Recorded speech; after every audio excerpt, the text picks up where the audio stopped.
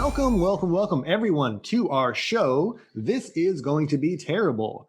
We have 3 friends plus 0 podcasting experience, so you kind of get what you're advertised here. This is going to be terrible. Hopefully, it won't be too bad. We, don't say we did not warn you, but I'm actually kind of wrong. The math is terrible this week. We actually have 4 of us. Introducing my co-host. She's been on the show before. My wife, Stephanie. Hello. And we also have our usual crew, myself, James, and Robert. Hello. And we also have Nathan. That's me. So, why do we have a guest host this week? What are we discussing? We're talking about WandaVision. WandaVision! Yes, WandaVision, the hit Disney Plus original Marvel series that just wrapped up. So, of course, we are going to talk all about it. First, we kind of wanted to give our own little background about how we were introduced to Marvel stuff. Personally, I had read the Marvel comics as a kid. For some reason, I remember my parents getting me a subscription in the mail to a couple of different Punisher comics. You would have to ask my parents on why I got Punisher comics as a kid, because that guy's got a lot of guns. And I don't know why a kid was reading that. But I did, and then I kept reading. And when I finally had my own disposable income, usually around high school, college age, I went to comic shops and read a lot of the single issues there, and probably spent more than I should have, which is why now I just buy them in the convenient trade paperbacks. The collections that usually get a whole arc together, they're really neat, and they take up a lot less space. Although once you get a ton of them, it's still a lot of space. Speaking from experience. Also, as a kid, I watched a lot of the 90s animated series that were on, I think a lot of them were on the Fox Kids network. So a lot of time devoted there. You had your Spider-Man, you had your X-Men, a couple of other ones that weren't as big later on, like the Fantastic Four and all that. Just absorbed a lot of those growing up and really enjoyed them. Conveniently can find a lot of them on Disney Plus today still, if anybody wanted to revisit them. Some of them maybe don't hold up as well as the others, so just got to watch out. And then, of course, 2008 rolls around, and we have the introduction of the Marvel Cinematic Universe, the MCU. We have Iron Man, and then etc. and so on, all the way through Avengers Endgame in 2019. And as far as I know, unless I'm misremembering any of them, I think I did get to see all of them in theaters when going to movie theaters was still a thing. Imagine that. Going to a crowded movie theater. Blasphemy. Who does that? No one these days. But yeah, I had a lot of great memories of watching those, usually on opening weekend. I believe when Stephanie and I started going out, we actually went to go see a preview of Guardians of the Galaxy as one of our first dates. Oh, that's right. Yeah. We did that. You remember that. You have fond memories. Yes. Or rather, I hope you have fond memories. I'm not telling you what you should remember. No, the fond memories. All right, good. Mm-hmm. We have a consensus here. And of course, there was also the Agents of S.H.I.E.L.D. show that came out on ABC that kind of connected to the MCU, eventually drifted off when Marvel TV and Marvel movies kind of were having a spat. And there's debates on whether or not it's currently in continuity, but it was still a very enjoyable show. And there's a whole bunch of other spin-offs and stuff. Like there was an Agent Carter show. There was a Runaways show on Hulu that adapted a bunch of the comics that I read from there. Basically, I have not been exclusively in the Marvel camp. I've had plenty of DC stuff as well, and we'll probably talk about some of that in our next episode when we go over the Zack Snyder Justice League. But I'll kind of leave that for now. But how was anybody else introduced to Marvel? I didn't grow up reading any of the comics directly. I had friends like James that owned the comics, and so I've probably seen a few through them. I do remember hanging out at James's house from time to time and seeing some comics there. But I mostly grew up on the 90s cartoon shows like X-Men and Spider-Man. That was really my introduction to Marvel. I just kind of kept grew some of that knowledge about, the characters and the different comics and everything through third parties. And then along came the MCU, and with, like James said earlier, starting with Iron Man, and I basically fell in love with it ever since. So I mean, maybe not fell in love with it since MCU, but I've loved the MCU, I guess is what I should say. I've been very happy and satisfied with all of the movies that have come out. They're not all perfect movies, but they're all very enjoyable. And for a Marvel fan like myself, I get a kick out of all of them. Yeah, I think we can kind of all agree on maybe Thor: The Dark World and maybe the Incredible Hulk being a couple of the stinkers. I mean, they've got their moments still, and it was nice when Endgame came back and kind of referenced a bunch of the Dark World stuff and sort of made fun of it. But yeah, but the majority of the movies are really good. For me, I've never cared for the comic book format. I much prefer novels or short stories, something with a whole bunch of written words. I could never follow the action on comic books, so I just never got into it. I totally forgot about the 90s cartoons of X-Men and Spider-Man, which goes to show how much of an impact it left on me, because I was going to say that my first real introduction to Marvel was Iron Man in 2008. But it actually was those comics, but I didn't remember about them. I still don't really remember anything about them except for the fact that I didn't have cable growing up, so everything was off air. And at one point, it just kept showing the same X-Men comic or cartoon every week. And after seeing it for the sixth time through, I stopped watching them. So, yeah, pretty much the extent of my knowledge is what's in the MCU. I don't think I watched any of the Fox shows. We weren't a comic book family, so I don't think I really knew anything about Marvel until like Iron Man and other movies started coming out, and I would have seen like some of them like probably out of the library or something, because that's how I rent movies.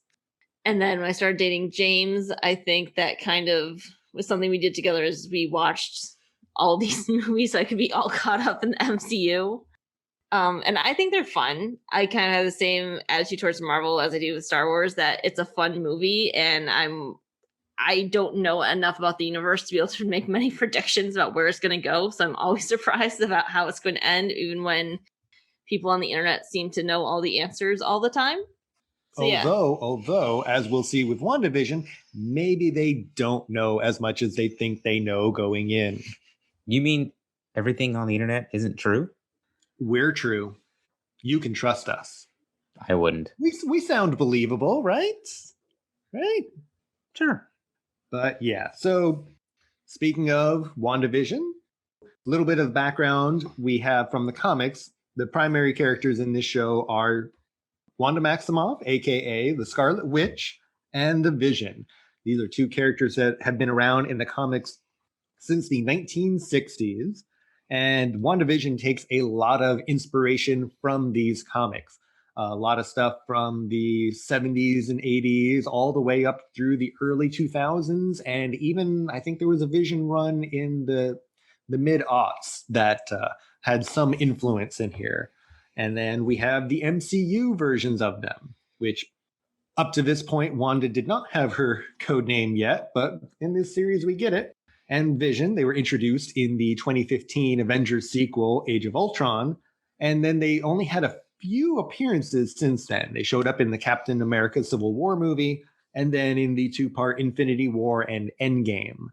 Or, well, I guess Vision didn't show up in Endgame because he was dead by that point. But Spoiler so alert. they didn't really give them a lot of material up to that point.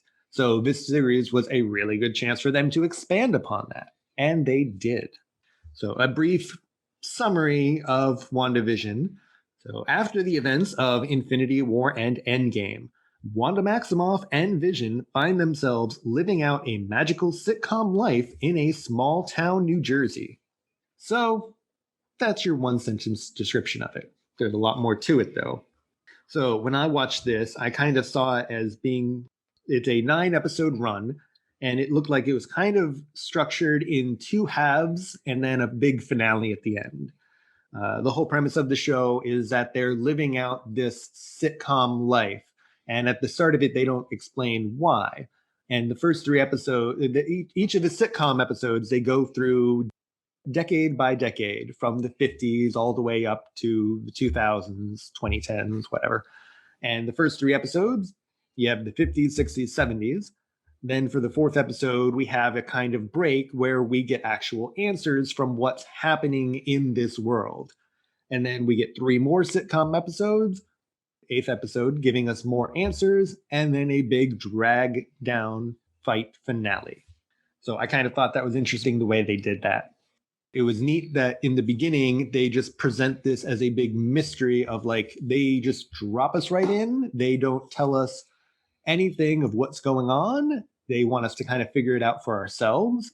And the fact that they released it week to week meant that there was plenty of room for people to add their own speculation about what's going on, for better or for worse, because honestly, the internet maybe took things a bit too far and caused themselves to be disappointed by the end of it. Personally, I really enjoyed this show, so I'm glad that it did not go as overboard as the internet would have wanted it to. But as I'm sure we're probably going to go into, I think Stephanie might talk about it more. There's a lot of heavy themes of grief and kind of how to deal with it, both from its 2 female leads, Wanda, and we also have Monica Rambeau, a character from the Captain Marvel movie who's all grown up now in this.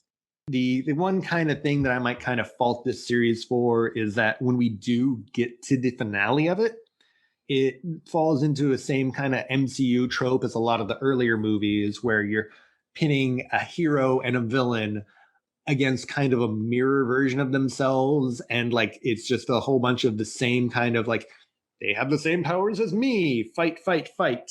And we saw that happened all the way back in the original Iron Man movie where you had Iron Man versus another guy in a suit. You had the Captain America Winter Soldier movie. He's fighting somebody else who has super soldier-like powers in the Winter Soldier.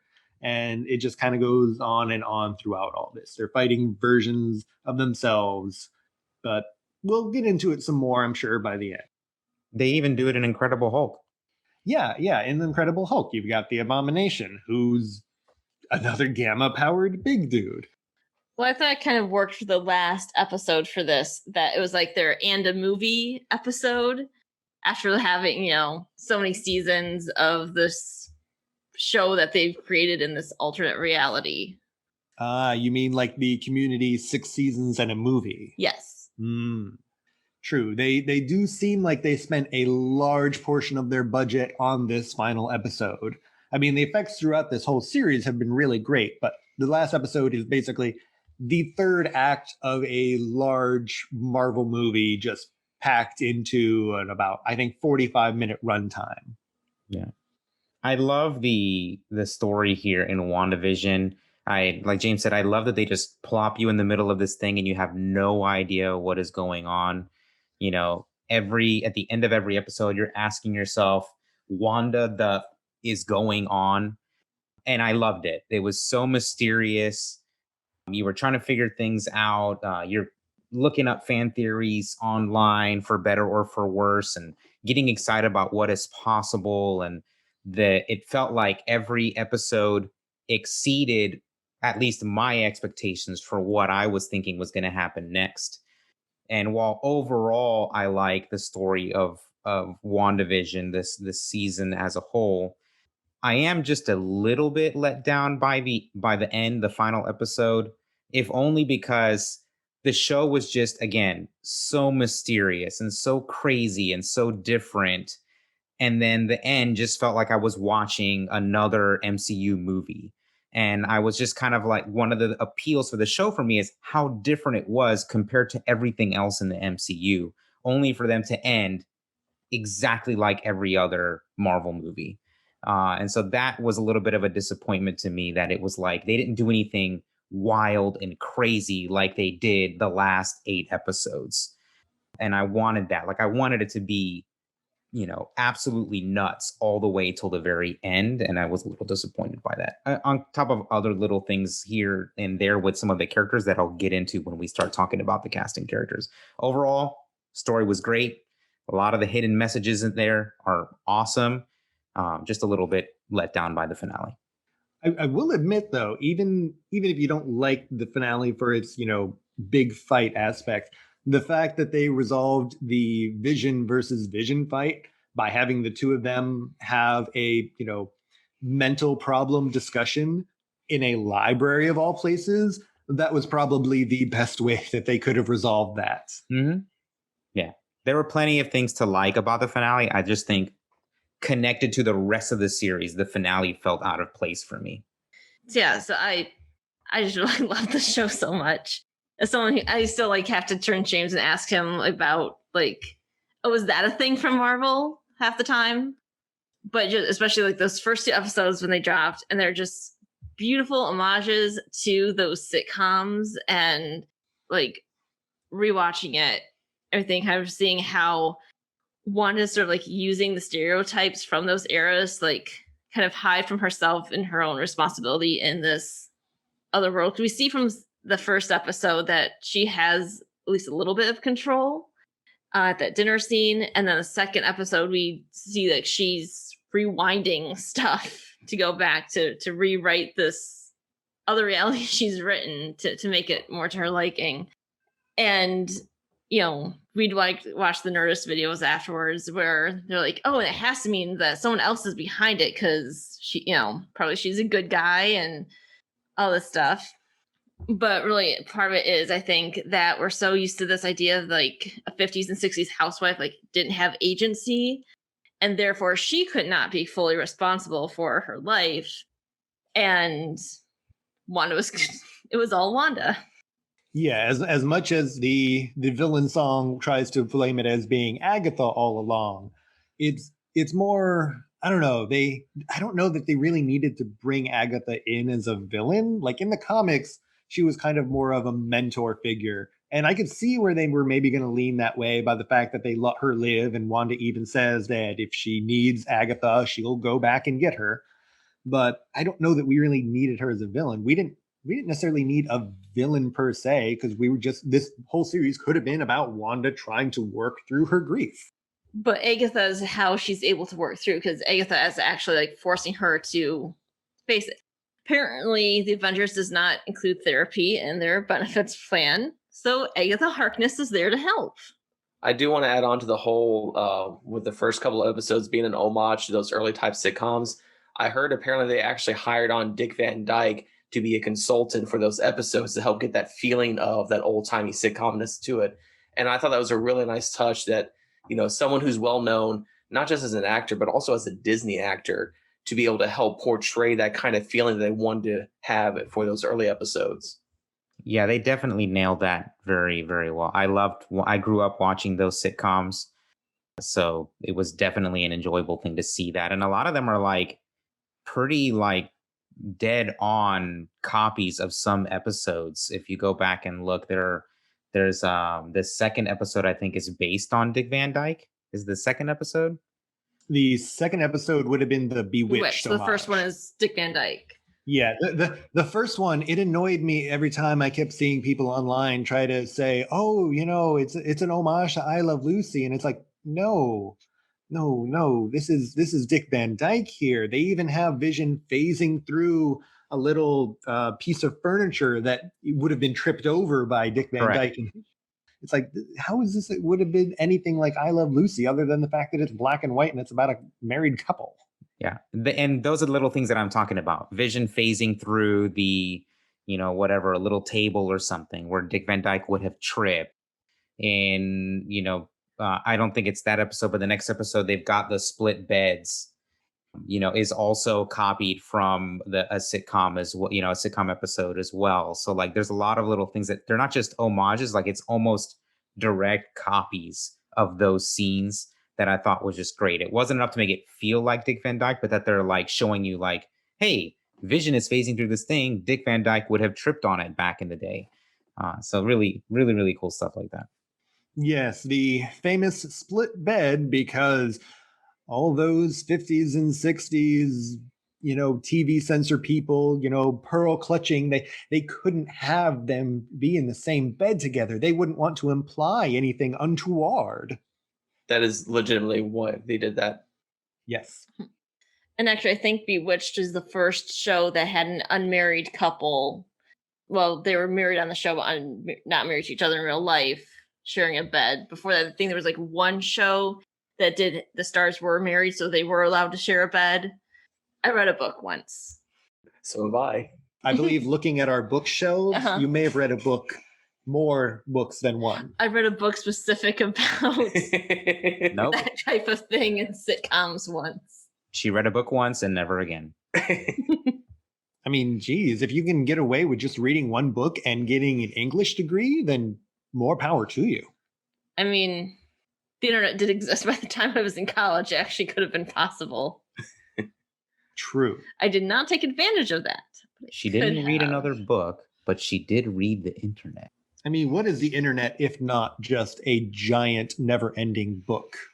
Speaking of books, question about Darkhold. Shoot. Okay, so I think I kind of sort of remember on Agents of S.H.I.E.L.D. when they had the Darkhold. Did it like make the people reading it evil, or just it teaches you evil things? All right, so little backstory.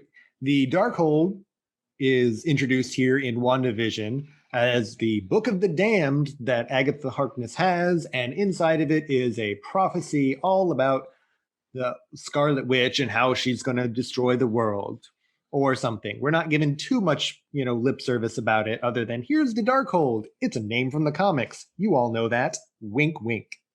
But like Stephanie said, we also had it introduced earlier in the Agents of S.H.I.E.L.D. series, and then it actually made its way to the Runaways series. So in that, I get the feeling that they are just probably going to ignore whatever happened in Agents of S.H.I.E.L.D. and other shows that were prior to all these Disney Plus stuff, because all those shows were done by Marvel TV at the time. And now all the new Disney Plus stuff is by the actual Marvel Studios, who does all the actual movies and things. So I get the feeling they're probably going to have a lot of that old stuff be out of canon. But I don't remember the Darkhold in S.H.I.E.L.D. making you evil. Just a lot of evil stuff happened around it. Oh, okay. And some Ghost Rider stuff, which is pretty neat. Mhm. But yeah, so briefly going over the casting characters of this show. So we have our mainstays. We have Elizabeth Olsen as Wanda Maximoff, aka Scarlet Witch. We finally get her to have a code name here. I kind of like the foreshadowing we had. We had our, evil government agent guy making a dig in episode 5 about like, oh, she doesn't have any sort of, fancy code name or nickname or something. And then it's like, oh, by the end of the show, Scarlet Witch, everybody. So that was kind of nice foreshadowing. And this series works sort of as an origin story, because like I said earlier, the prior movies didn't really give us much to go on. It didn't give a lot of material for Elizabeth Olsen and also Paul Bettany as Vision to work off of. So it was really neat to give them this series to deal a lot more with like Wanda's grief after having her parents die when she was young, and then her brother die in Ultron, and then Vision die in Infinity War. That is a lot of stuff for one person to go through. Like Stephanie said, some trauma counseling might have been needed. But yeah, I think Olsen did a really good job here trying to, show us how she's going through all this grief. Yeah, just kind of it sort of reminded me that before she was cast as Scarlet Witch, she was doing like a bunch of like independent movies and getting a lot of critical acclaim as, very serious actress. And then I think she's having a lot of fun in the MCU, and I like watching her as Scarlet Witch. But it was kind of a reminder too of like, oh yes, she's a very talented actress, even when she's not doing fight scenes. And we also have, again, Paul Bettany as Vision. And from early on in this show, the primary mystery is how is he back from the dead? And it gives him, again, a lot more material to work with than he's had in the MCU to date. And kind of shows Paul Bettany is also a really good actor. And thankfully, by the end of the series, we do get answers about how he did, or rather did not, come back from the dead, because it turns out that the Vision we see in this show is just kind of like an aspect of the Mind Stone that lives within Wanda. Or has they tried to explain it, I guess, like her love or something? He can be multiple things. True. People can be multiple things, even robots. What did anybody else think about these two characters? I thought they were both great. I think of the two, my favorite has to be Paul Bettany as Vision. I love the development of his character. It's always just the intellectual nature of this character has always just drawn me in.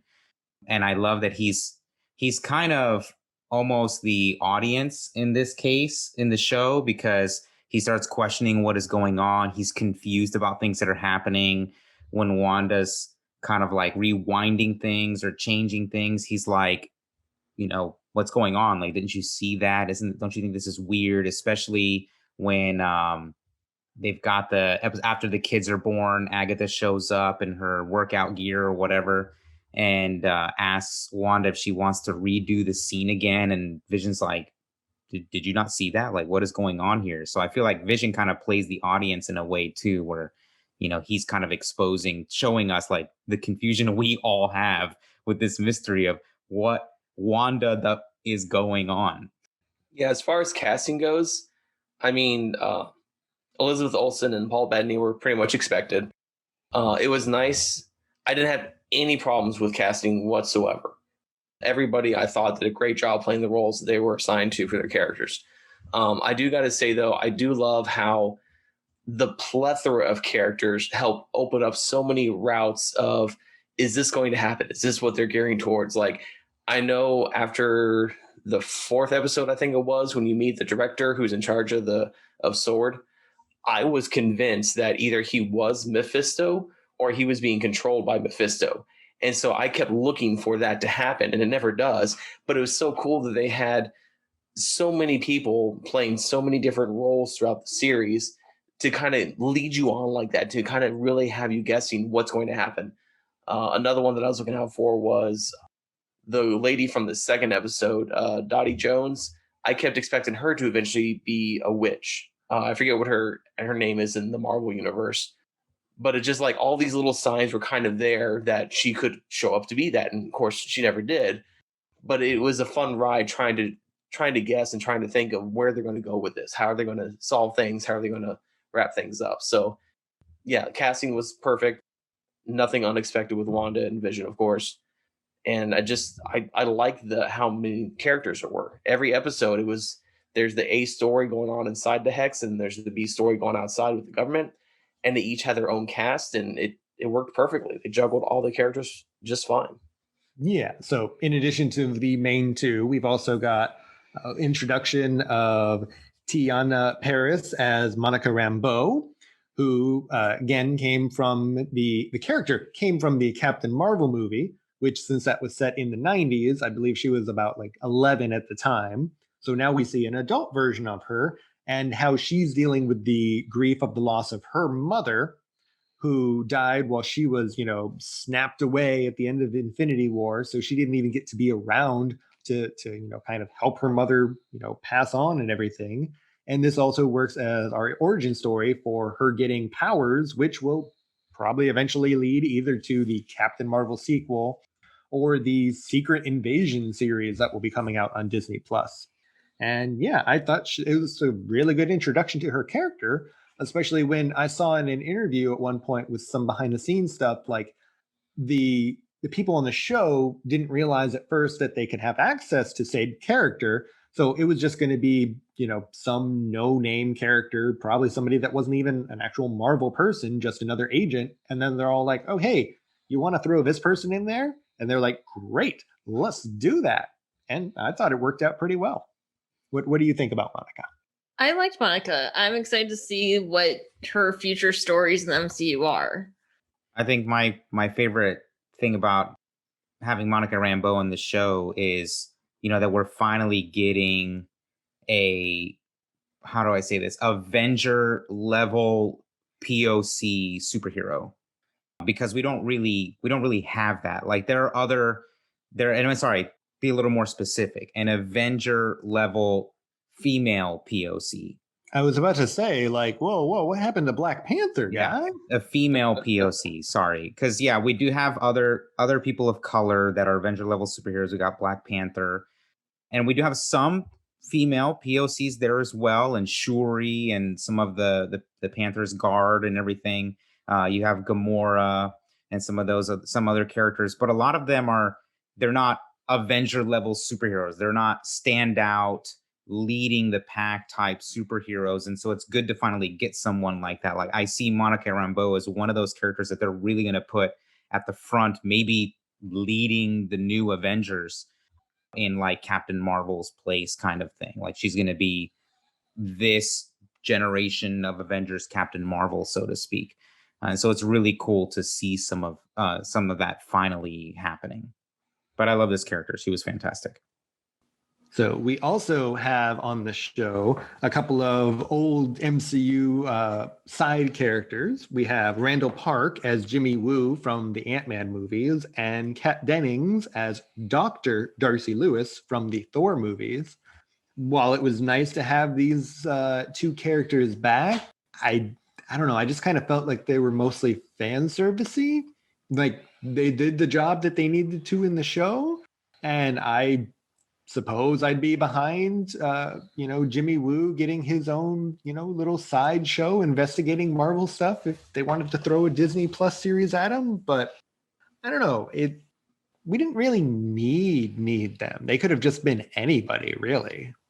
I like that they're rewarding people who've already watched the movies, though, that they're showing these side characters in other movies and including them into the TV shows. That way it doesn't feel like they're just in the cinematic universe. They're also in the side TV shows.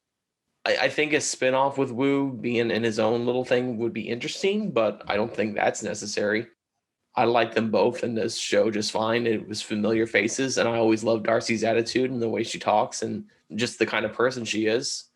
And while we only got Wu in like one or two of the films, he still has a great, charming personality about him. Him learning magic was a nice callback, again, rewarding viewers of the previous stuff. So I don't see them as unnecessary. I saw it as just helping to expand not so much the universe, but just the characters in the universe. Yeah, I think too, if you look at them alone, they feel like they don't really serve a purpose. But I think they weren't, you can't look at them that way. They were there to support Monica, because you have to look at basically the rest of S.W.O.R.D., with the exception of a few small, maybe a smaller group that we see later on in one of the episodes. At least at the onset, Monica is alone against everybody at S.W.O.R.D. And so you need Wu, who's FBI, not S.W.O.R.D., and you need Darcy, who's independent, not S.W.O.R.D., to kind of help Monica out, with saving Wanda and not killing Wanda, which appears to be Hayward's objective. So I definitely enjoyed these two characters very much. I love Darcy Lewis. Give me more of that character, please. She's hilarious, and I love her attitude and everything. It's just fantastic. So give me more of her. I think if you're going to give Jimmy Woo his own series, put Darcy Lewis with him. That would be a really cool team up. I've seen a lot of people online pitching like a Jimmy Woo, Darcy Lewis, like Marvel X-Files type spinoff show. And while they've got a whole crap load of shows coming and there isn't really any room for it, I would definitely watch it and probably enjoy the heck out of it. Yeah, maybe part of my issue is the fact that when we come to the finale, like, okay, Jimmy Woo at least gets his little scene where he can do a little bit of more magic and stuff, which is, I guess, interesting. But they give Darcy one line in the finale. So by that point, it just kind of felt like she was a bit wasted there. But briefly touching on, you mentioned the main guy in S.W.O.R.D., the director Hayward, acting director Hayward. I don't quite understand, so they make him out to be a bad guy, but I don't understand why he himself wanted to become a bad guy. Like, he lays out his plan in the finale of he's going to have the Visions fight so he can have, the one remaining Vision, and I guess working for S.W.O.R.D. or something. Like, I guess maybe he's just trying to acquire power, but we're never really explained to why he's doing this.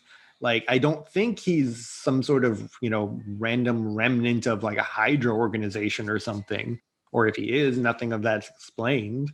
I don't think he was controlled by a Mephisto, because they didn't really hint towards that in my mind, at least.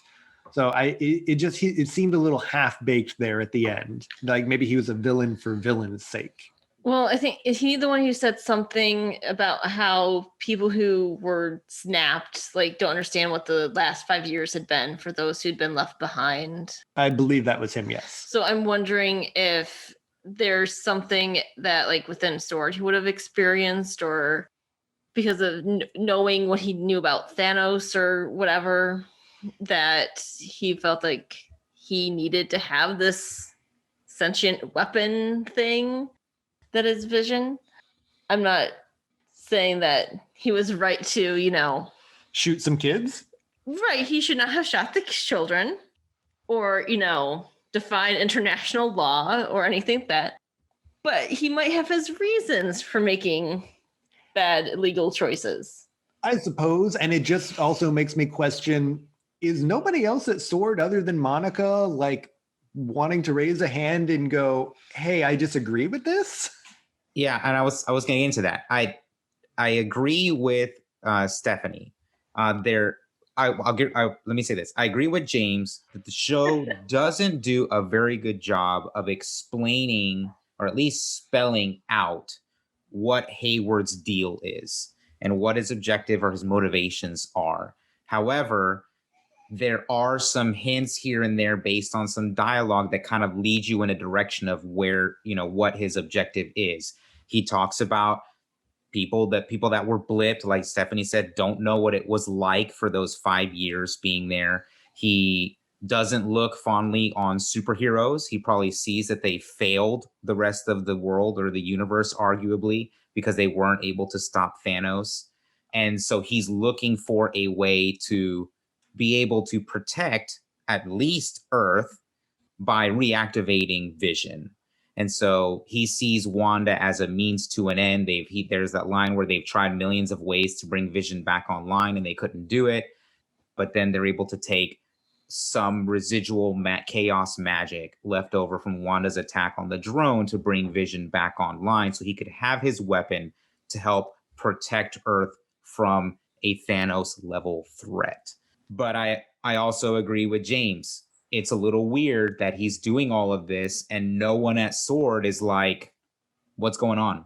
Like, this kind of feels wrong. Like, we were all there too, and we saw that Wanda walked in and didn't, really cause a ruckus, and she left of her own accord. She didn't steal the body parts like he goes to lie. But I think it might just be that the people Hayward keeps around him are on his side and feel the same way, because you do see that separate group that's helping Monica, where they're like, there are still some people that are on your side, or something to that effect is what they say. So it's there if you look hard enough and you analyze it a little more. I think the show just could have done a little bit of a better job spelling that out, or at least connecting the dots a little bit better, so that you're not in hindsight realizing, oh, this is probably what's going on. No, you have this is definitely what's going on. But it does seem weird. I think the biggest thing that sticks out for me for Hayward is him trying to shoot the children. Just like, they're kids. Now, maybe he knows they're not real. Yeah, even if you can make the argument that he's seen the show and he knows that they're not real, they're illusions or something. It's still pretty dark and still pretty messed up. And he's also a very poor shot. Yeah, he was. In the series finale, when he gets arrested, I saw it as they were setting him up to be a future villain, because he just gets arrested. You see him getting handcuffed and carted away. So he's probably going to get out of jail through some means or whatever, and then become a recurring villain, a low-level threat, mind you, not a big baddie or anything like that, and that's fine.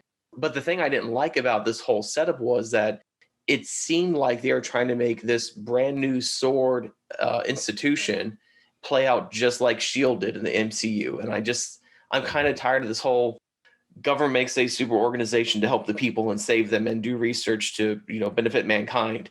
Oh no, they're actually bad. It kind of played and done and over with Shield already, especially when they had it that Shield was being controlled by Hydra. And I just don't want to see Sword taking that same route. And it seems like that's how they're setting it up. Yeah, at least in the comics, Sword mostly deals with like, I think they're based out of like a space station in Earth orbit, and they just deal with a bunch of the like, the cosmic threats, all the space threats that might come to deal with Earth. So they're, I guess, the space shield. So that's at least a bit different. Yeah. And this is very early Sword for the MCU. Monica Rambeau's mom was in charge. What's her name? Maria Rambeau? Yes.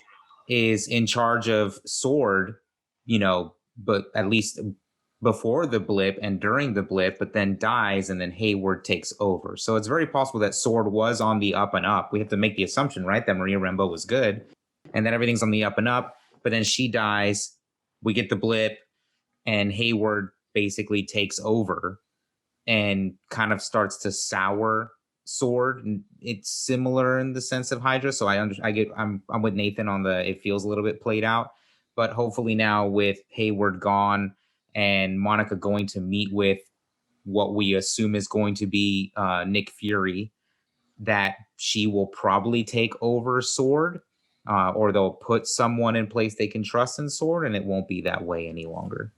Yeah. So probably one of the last big characters we have on the show, we have Kathryn Hahn playing Agnes, aka Agatha Harkness. Like I said earlier, the sort of villain, I guess, for the series. But like I said, she's not really the full scapegoat on everything that goes wrong. Like the song lays it out, Agatha all along, but they're messing with what Wanda's already done, I guess, poking at the cracks that are there in the hex. But I kind of thought she was a real treat. She did a very good job with this. And it was really fun going back through the series in the rewatch, knowing that, Agatha all along, and seeing even in the first episode when she first makes her way to the hex and meets Wanda, and she's kind of probing her with her questions to figure out for herself, so what is all this magic here? What's going on, fellow witch lady? And that was neat to see. Yeah, she's not really doing anything to like jeopardize what Wanda's done, but she's sort of like helping generate the conflict to move the action along in these sitcom worlds that Wanda's in. She's basically forcing Wanda to kind of move forward through her trauma. Agatha's doing it mostly because she wants to know more about how she did this and about her magic. But in a way, she's helping because Wanda needs to kind of keep moving forward and, get to a place where she's actually going to talk to Vision about what she's done and accept responsibility for what she's done. Yeah, framing it as a way of moving forward, it occurs to me that Agatha might be the reason that there is the shift from the different eras of the sitcoms. Perhaps her messing things up causes Wanda to retreat into a different era, as opposed to, for all we know, if Agatha wasn't around, she might have been living in the 50s the entire time.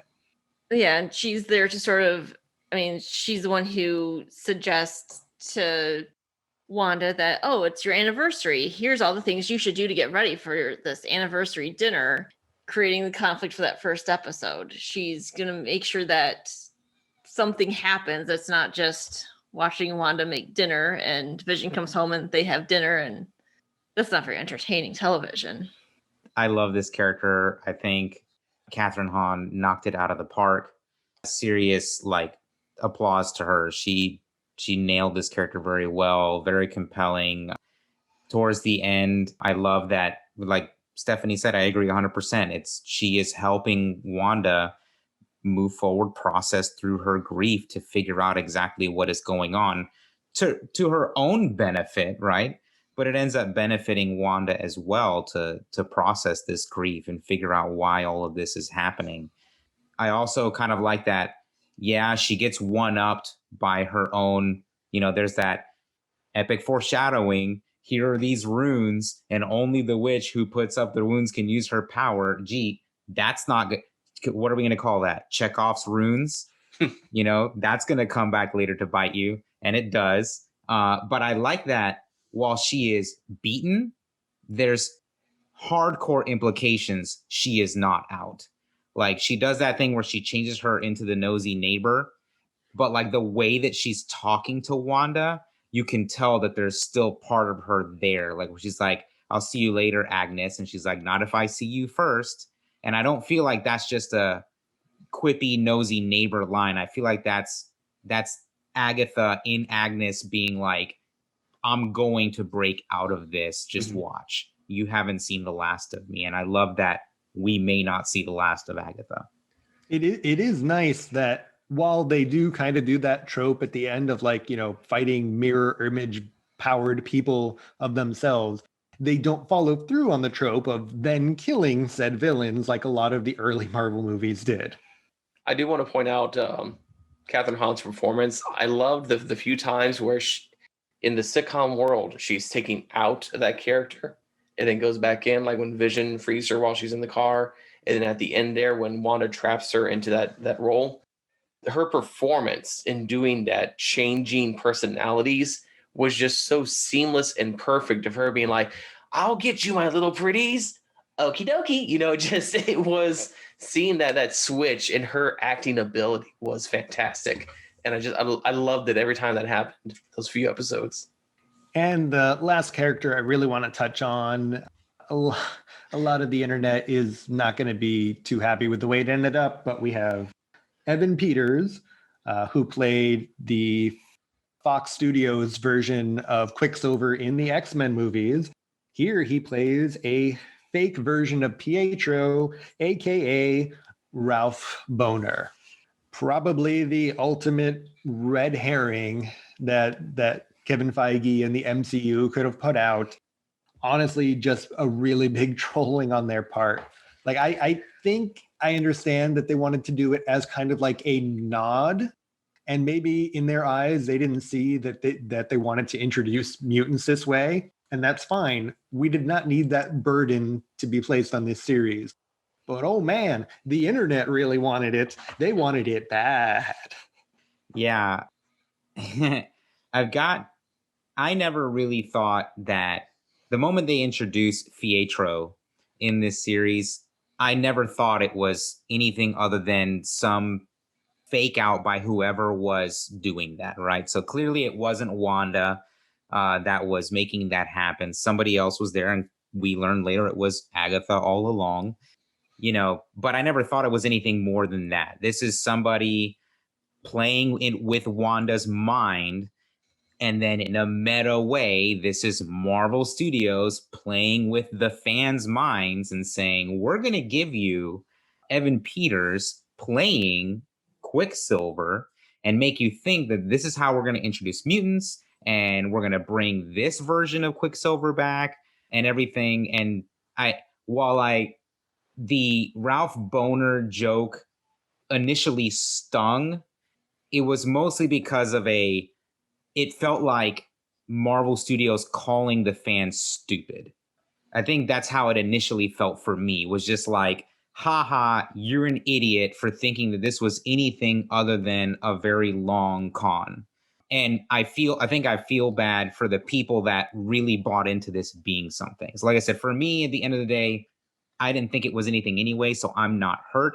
But I am hurt for the people that were excited for this to be something, only for Marvel to be like, Ralph Boner, and this is actually nothing at the end of the day. Was like, come on, like that. I think was one of those things. Was like, did you really have to go that far? I would have just preferred him to have been a no-name. I like that we get an explanation of this is the Ralph that we have been hearing about, but he didn't need the last name Boner. It could have just been any other regular last name, and he could have been a nobody, and it still would have been a troll against the fans. But to give him that last name was almost like a insult to injury. Basically, they were spitting in the face on top of the fact that they were calling you for thinking it was anything other than a fake out. Yeah, it's hard for me to try to just wrap my mind around like whether or not this actually was an intentional trolling on Marvel's part, because it occurs to me that we've been introduced to so much of their future roadmap. that going into this, we know that the next Doctor Strange's movie is, Doctor Strange in the multiverse of madness or whatever. And we've gotten all these hints that maybe the next Spider-Man might be a multiverse type movie with multiple Spider-Men. And so, of course, that leads the internet to think as soon as we see, hey, this actor played Quicksilver in the Fox X-Men movies. What else could this possibly be? So I don't know if maybe the MCU and Kevin Feige and all those people didn't think this through and didn't make that connection and assume that, oh, people might, take this out of hand. It was to the point where I think the day or two before the finale, the director for the show had to come out and say, hey guys, maybe temper yourself a little bit. You're maybe not going to get everything you want. And of course, we didn't get mutants. We didn't get Reed Richards as a scientist on the show. We were never going to get that. Come on, really? That'd be way too much for this. Mephisto. Could have happened, sure. At least he has a background with the Scarlet Witch and Vision and stuff. But I don't know. Marvel, as much fun as it is seeing Evan Peters, I think the first time I was introduced to his acting was in American Horror Story way back when. He was great. Yeah, Marvel probably should not have done that. Well, we know, Marvel knew what they were doing as far as like having the red herrings. They knew people were going to do, they know Nerdist and different websites are going to have a whole thing as soon as the episode drops about this is what all this stuff means and this is what it means for the next episode. In that first episode with Jimmy Woo, when they have the whiteboard and they're writing out all these questions, they're literally the same things that these videos have been saying about, like, what do these hexagons mean? Why sitcoms? Like, it's interesting thinking back to the whiteboard. The whiteboard even mentions Skrulls of all things. Could this be Skrulls? And then what do we get in the finale? A Skrull. Foreshadowing. Yeah, I think I agree with Seven. I think Marvel knew what they were doing. I think they wanted to bring back Pietro, but they wanted to do it in a crazy, what the hell is going on way, which is what the show has been doing since the first episode. And so someone was like, let's bring back Pietro, but let's bring back the Fox Quicksilver. Let's bring back Evan Peters and do it that way. But we need a way to make sure the fans understand that this isn't going to be anything other than for this show and nothing else. And then someone was like, oh, let's make his last name Boner, as a funny joke. I think people eventually get over it. It's one of those things where, again, we don't own Marvel. Disney owns Marvel. They can do whatever the hell they want, and people are still going to go watch it. They will get over this, just like they got over Iron Man 3, just like they got over Thor: The Dark World, just like they got over Incredible Hulk. They will get over Ralph Boner as well. I do want to say, while some of the things may have been in poor taste, I think that these were really good examples of subversion of expectations. Because I mentioned earlier, so many little red herrings, so many clues about what's going on, and you think it's going to build up to something bigger or something else, and it just never does. And while that's okay, it is kind of disappointing. But I think it was James that said that wasn't the point of the show, was to bring in the X-Men, or that would have been too much for the show to bring in the X-Men for this, the mutants. And so that whole subversion of expectations to finish the finale, and it basically just being, this is Wanda dealing with her grief, and that's all what was meant for the show, I think was a good reminder for the audience of, hey, not everything's going to be a huge, big budget action sort of deal. These are characters we're talking about, and the development of their emotions, feelings, and dealing with the consequences of their actions. And I think it was good the director came out to say, hey, don't expect to get everything you're going to get, because that's not the story we're telling. And at the end of the day, I still agree that WandaVision had a great story to tell. Again, even if it wasn't necessarily in good taste, it still helped, because I never really appreciated Scarlet Witch. But during this series, especially with the final scene of her out in the cabin, I was like, wow, she is very powerful. All right. Well, on that note, I guess we'll just run right into any of our final thoughts on the show. I thought this was a really great, first effort at Marvel doing a Disney Plus series.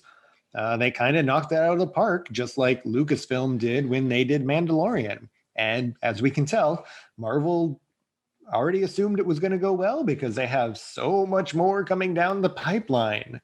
Like, if this had failed, I'm not really sure. Well, they probably would have just rolled with it because what has Marvel had that's really failed per se, I guess.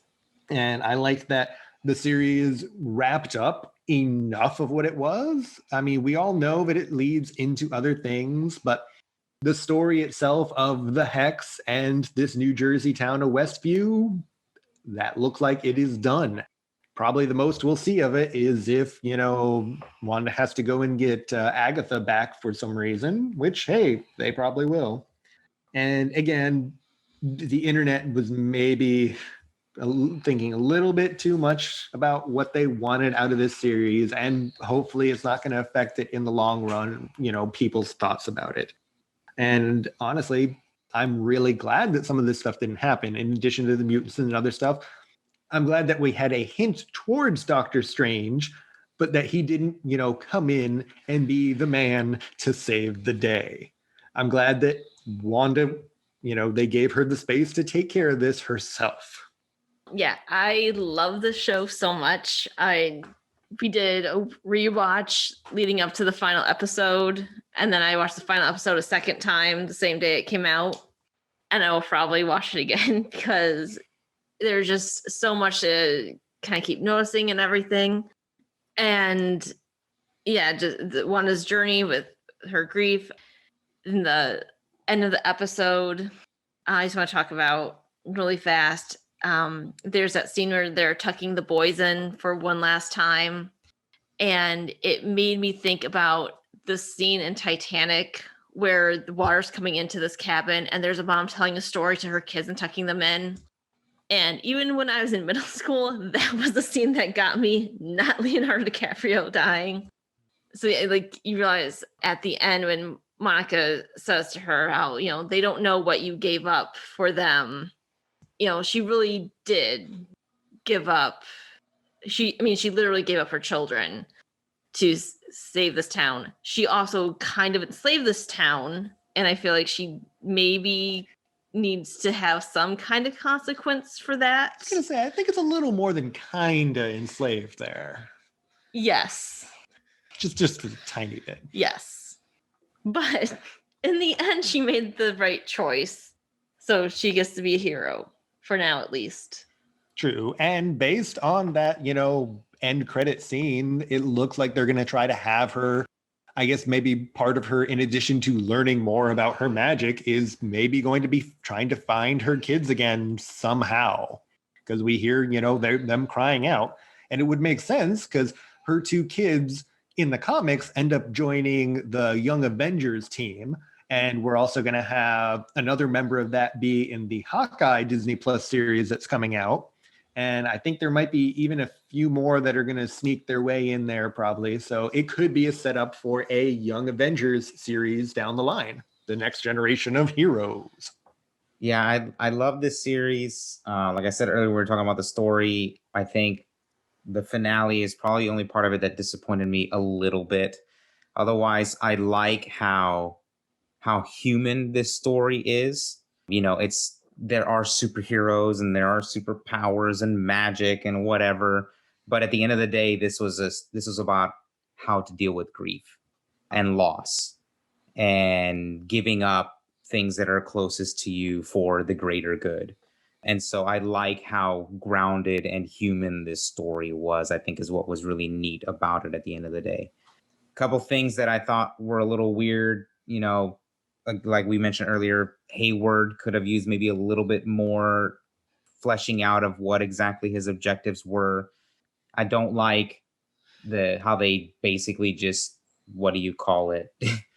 Yeeted Darcy Lewis out of the show, basically. She's got that one line in the finale, and then she doesn't even get a goodbye. They're just like, oh, she had to go leave or go do something or whatever. Oh, she said something about she's not into debriefs. Debriefs are for the week. Right. Debriefs are for the week. She doesn't even get a goodbye. She just gets a mention.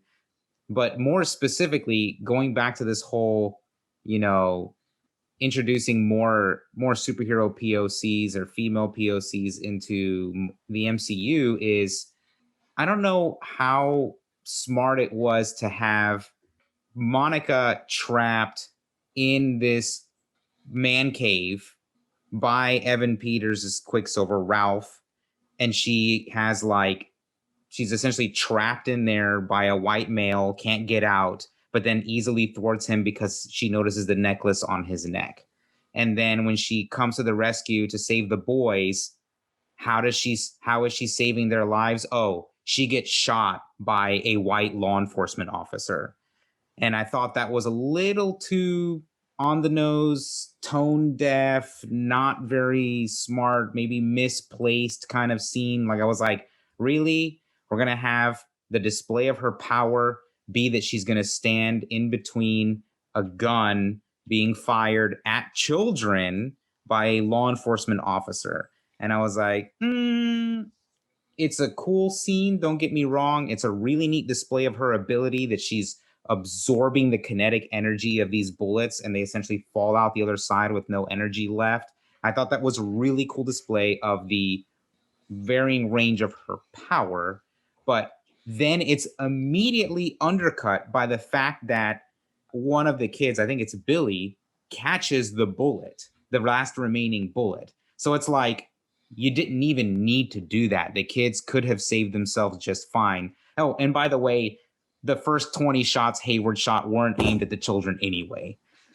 So that is probably the one scene in the entirety of this show that was like, no, this was a mistake. You could have done this completely different.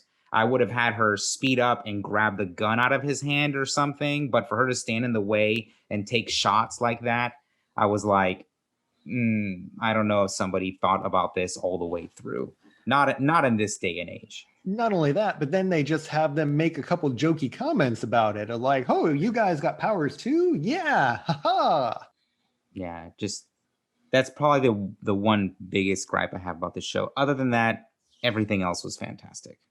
I know for me, I didn't know what to expect getting into this show, just that it was going to be about Wanda and Vision. Because again, I don't know anything right in the about title. Exactly. I don't know anything from the comics about like their relationship and their history. So it was a really well done journey with a few caveats that we've discussed. And I'm glad they did it. And I hope I have a similar vibe with the Falcon and the Winter Soldier. I don't know what to expect with it. I don't know where it's going to go. I don't know what they're going to talk about. And I'm hoping that it's going to be a really great journey that this one proved to be. And so I'm sad that WandaVision's over. I'm happy that we have Falcon and the Winter Soldier. And I'm happy that we have Black Widow hopefully coming out finally in May this year. We'll see. So yeah, great show. And while you can be sad that WandaVision is over, you do know that the characters' stories aren't over because we will be seeing them in future MCU projects. Yep. It's like we don't need a second season of WandaVision because the characters will continue to live on. Except for Vision. Well, the Vision from the Hex anyway. Sure. But was he ever really alive? Is he a boat? I think he's a boat. Terrible time! All right, well, now that we're done talking about WandaVision, we're going to move on to our Terrible Times segment, where we just kind of, want to highlight something that we've either been watching or reading or just absorbing this last week we wanted to share. For me, I got around to, I'm continuing my trek through the DC EU movies, and I went ahead and rewatched the Joss Whedon version of Justice League. And I am not a Snyder Cut convert after having rewatched it, but I sort of understand a little bit more of their view of wanting to have this Snyder Cut. Don't get me wrong, a lot of the internet just maybe went overboard in how much they wanted it, kind of like how the internet went overboard with the WandaVision, stuff. But I had only seen Justice League in theaters when it came out. And I had seen Man of Steel and Batman v Superman, but it wasn't immediately before that. So I didn't, it wasn't fresh in my mind. But after having watched all three of these, back to back now within a couple weeks span, I can definitely see where people are like, Joss Whedon probably made a lot of changes on this, just because this version of Justice League seems like it has that Whedon snark that the Avengers movies had, which doesn't necessarily make it bad. But when you're going in expecting a Zack Snyder film, yeah, I think some behind the scenes stuff said that he changed about like 80 pages worth of additional stuff for the script. So I get the feeling that when we finally get to see the Snyder cut, which we'll be looking at in our next episode of this podcast, I get the feeling a lot of the action beats are going to be the same, but that the dialogue is going to be all changed and it's going to be all Snyder, all serious all the time. So I guess we have that to look forward to. But yeah, this version of Justice League by Whedon, again, I understand what a lot of people on the internet may not have liked it. I still think it's okay. But especially after having watched the rest of the Snyder stuff, it definitely has a very different tone. And in a couple of short weeks, we'll find out what Snyder really wanted us to see in a thing that's twice the length. So 4-hour marathon. Woo! Moving back to Marvel. So while WandaVision was on, the library got a book in that I'd requested for a while. I don't have it. True Believer, The Rise and Fall of Stan Lee by Abraham Weissman. So it's a biography of Stan Lee. I don't really know a whole lot about comics other than like the movies. So it's interesting. It talks about Stan Lee. It talks about his role in creating Marvel Comics and creating different characters. It's about how much he may or may not have actually been part of the creation of certain characters. And it was really interesting. It does have a sad ending. The last few years of his life were really sad to read about, but it was really interesting to read and to, think about where he started and to where he ended in his life and the impact of his life's work, really. So it is a book that came out recently, so it was written after his deathbed. Yes. Okay. Did you enjoy it?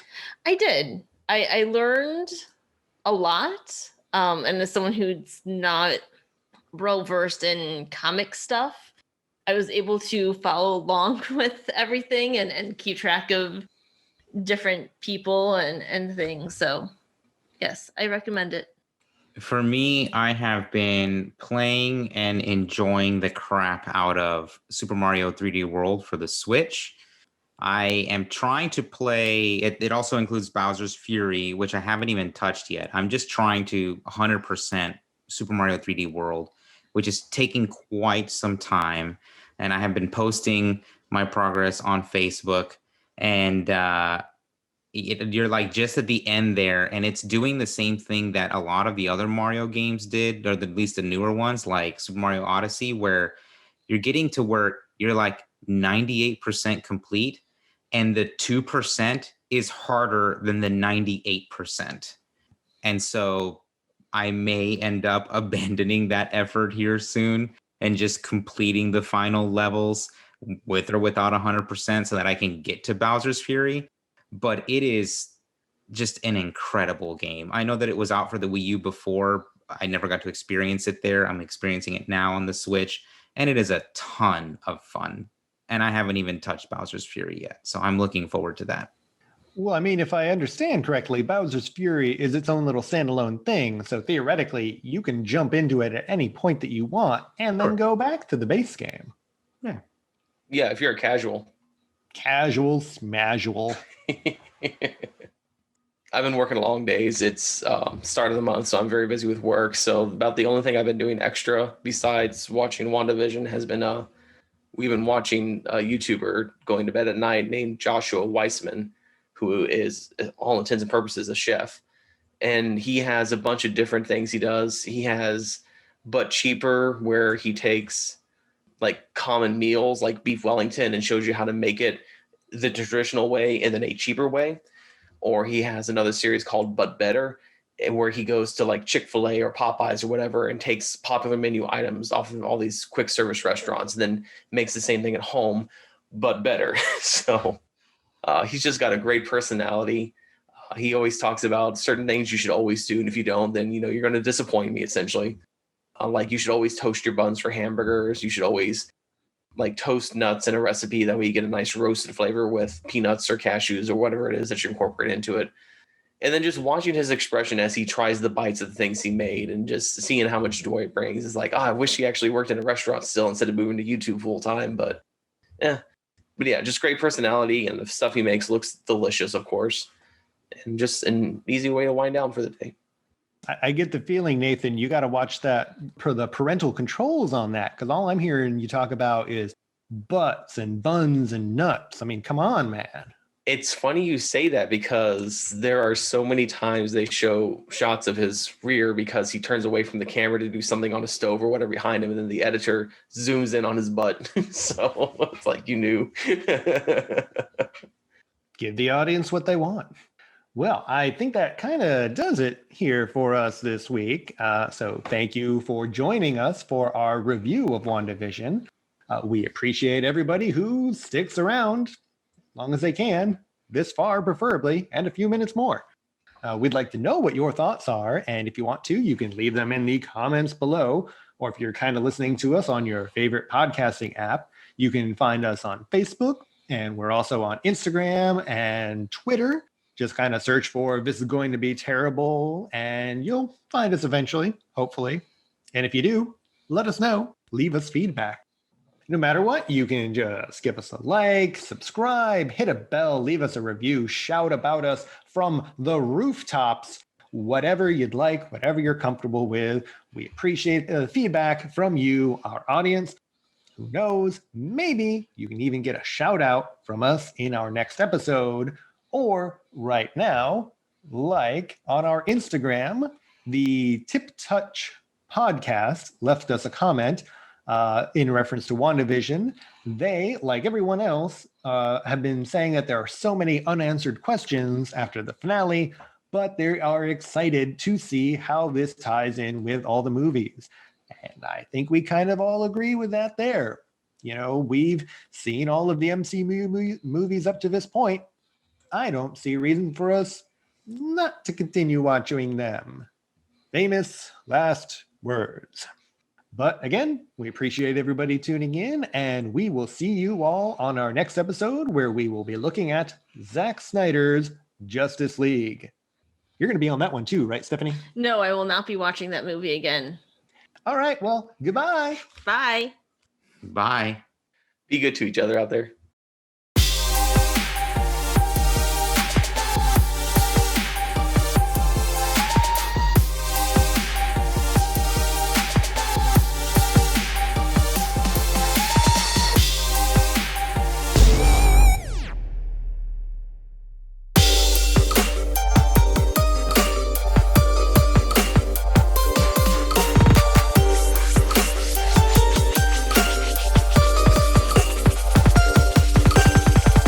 Nathan, talk. Okay, what would you like me to say? Anything at all? You want me to just keep talking until you tell me to stop? Because I'd kind of like to avoid doing that right now, if you know what I mean. But I guess I'll just keep going, because you're a torturous son of a bitch, if you know. And volume testing and making sure levels and gains and everything like that is just right. And oh my God, I hate you so much right now, James. All right, good. Let the hatred flow through you, and we're good.